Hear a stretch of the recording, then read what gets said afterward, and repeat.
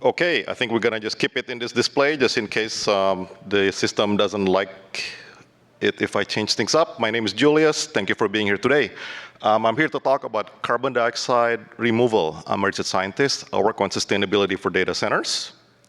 And I would like to pose an idea, and I would like your input on whether OCP is the right place for it. Throughout today, we've heard that sustainability is an important topic for all of us. Meta's net zero strategy follows 3 tracks. The first one is we want to understand our emissions. If you've heard from our colleagues throughout the day, this is a difficult challenge. We're also trying to reduce our emissions, and if you want to know more about specific things that we're doing, you can pick up a postcard from the Meta booth, which showcases some of our data centers. My favorite one is on the top left-hand side, DeKalb, Illinois, where we have started to use low-carbon concrete for data center. They're designed using AI. However, unfortunately, no matter how much we try, we likely will need to procure carbon offsets to be able to overcome the remaining emissions that cannot be reduced down to 0. Our strategy here is simple. We're supporting a wide range of removal projects. We support nature-based solutions. We're also investing in emerging technologies that we think can scale. This is a difficult problem, and we have a number of requirements in terms of the project that we support. We want them to provide additionality. We want them to be durable. We want them to be accountable and verifiable, and so on. Let's look at the market in carbon removal offsets or credits, CDR credits. Last year, just under 600,000 tons of CO2 equivalent were purchased, okay? Of which a modest amount were cashed in, so to speak, delivered, okay? Unfortunately, we need a lot more than this. Meta alone, in 2022, like we heard earlier, our total carbon emissions was 8.5 million tons of CO2 equivalent. Microsoft, just under 13 million. Google, about 11 million. I could go on, but as you can see, there's a mismatch between where we need to be and where we are today. Okay? There are many ways to capture carbon from ambient air. You're familiar, I'm sure, with the nature-based solutions: afforestation, biochar, mineralization, ocean sequestration. I'm more interested in the engineered solutions. There is biomass carbon removal and storage, which is a hybrid system. But the one that I want to talk to you today is called direct air capture, or DAC for short. It's called direct air capture because it is attempting to capture CO2 from ambient air, not to be confused with capturing CO2 from point source. Okay? DAC is a hot topic. It's in the news often. The DOE, the Department of Energy, just announced billions of dollars funding opportunities to develop carbon hubs. There are many DAC startups in the world. One thing that is very challenging for DAC today is that it's very expensive. It costs about $500 per ton of CO2, $700 per ton of CO2. Okay? Why is DAC so expensive? Because it's really difficult to implement. CO2 is very dilute in the atmosphere, only 440 ppm today, and slowly increasing, unfortunately. But even such a small amount of carbon in the atmosphere is having adverse impact to the environment and to the world. What DAC is trying to do is to capture CO2 from that dilute quantity in the atmosphere and concentrate it to what is often called pipeline grade, 95%, 99%, so that we can then sequester it, use it for other products, and so on and so forth, okay? If you use science, you can derive the entropic limit of energy needed to execute and implement this purification. It comes out to be 139 kilowatt hour per ton of CO2. Now, as you know, energy is not cheap. This is one reason why it's expensive. I am also an engineer. I like to have margins in my calculations. So let's go to a more practicable number. Let's have an inefficiency factor of 20x, just to be safe. All right? If I do the math correctly, now we're up against needing 2.8 megawatt hour to capture and purify 1 ton of CO2 from ambient air. Okay? Hey, Julius, interesting talk, but this is OCP, so what should I really be listening to you at all? I'll tell you why. First is about economics, techno-economics. There are many techno-economic studies of DAC. Okay? The three biggest cost factors in DAC are the sorbents that are needed to implement the process, airflow that is needed to run the process efficiently because CO2 is very dilute. I need to move a lot of air onto the sorbents to capture enough amounts of CO2 in a reasonable amount of time. And then finally, they tend to need a lot of energy in form of heat. Why heat? There are many chemicals in the world that tend to absorb CO2 at lower temperatures and tend to release them at higher temperatures. Okay? Let me give you a few examples. Amines, hydroxides, carbonates, and one thing that I know is really important for this community, beer.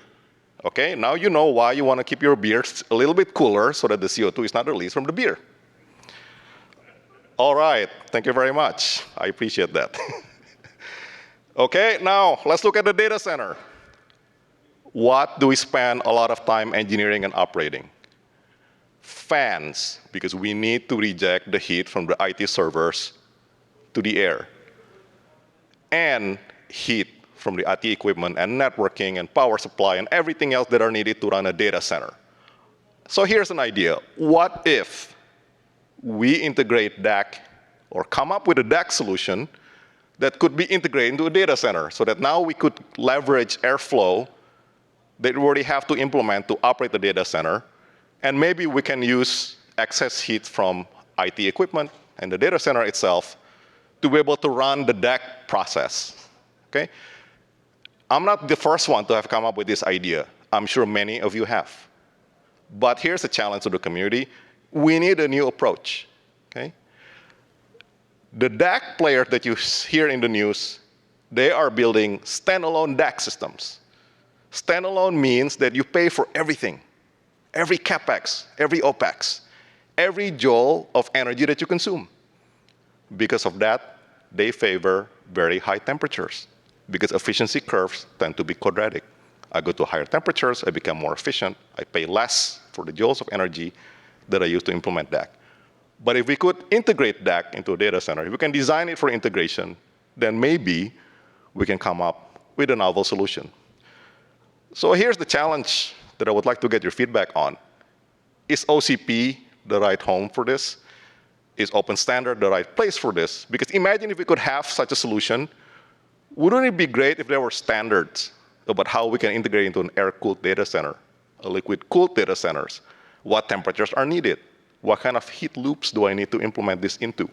What kind of airflow? And maybe some sort of standards and open approach so that we can all benefit from the innovation and from the investment. We're at a very interesting juncture. So much talk about sustainability, right? Every keynote talks about sustainability, AI, and data centers. And in terms of mitigating climate change, here's what's at stake. In many talks that you hear in the last few days, OCP, you see the exponentially growing curve of ICT investments and power as something that could be alarming. Research says that by 2030, maybe we will have collectively 3,000 terawatt-hour of IT power per year.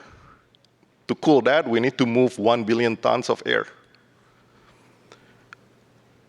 Sorry, the IPCC says that we need to remove 1 billion tons of CO2 from the air to be able to limit global warming to 2 degrees Celsius. If we go by the number that we derived before, 2.8 megawatt hour per ton of CO2, and if everybody implements carbon capture using those numbers, we could use that heat to process 1 billion tons of CO2.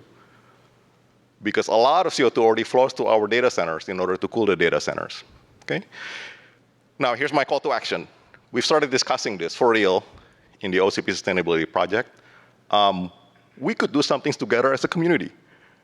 We could see what is being done in the DAC space, what technologies are being developed.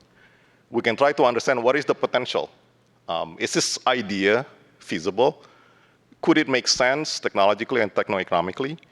Maybe we can agree on an R&D opportunity and use our growth as a way to help mitigate climate change. And with that, thank you very much for your attention. I'm happy to take questions.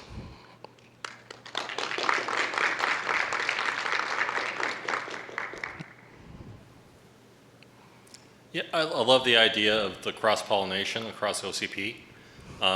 My first question is, it makes a lot of sense. Why aren't we already collaborating between sustainability and your group? And then what other groups should be involved? Great question. I think sustainability is starting to grow as an awareness. And I think, I believe many parties have explored this, but not together.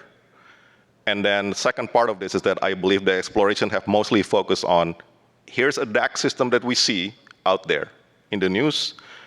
We see the specs. Let's try to plug in a data center behind it. That doesn't look very good.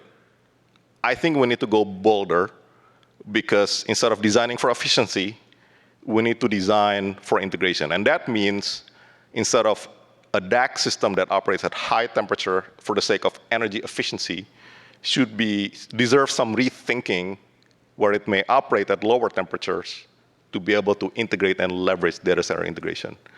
So hopefully that helped answer your question. I love the answer because I'm from Seagate and we like lower temperatures. So thank you. Excellent. Thank you for the question. Okay, with that, thank you very much.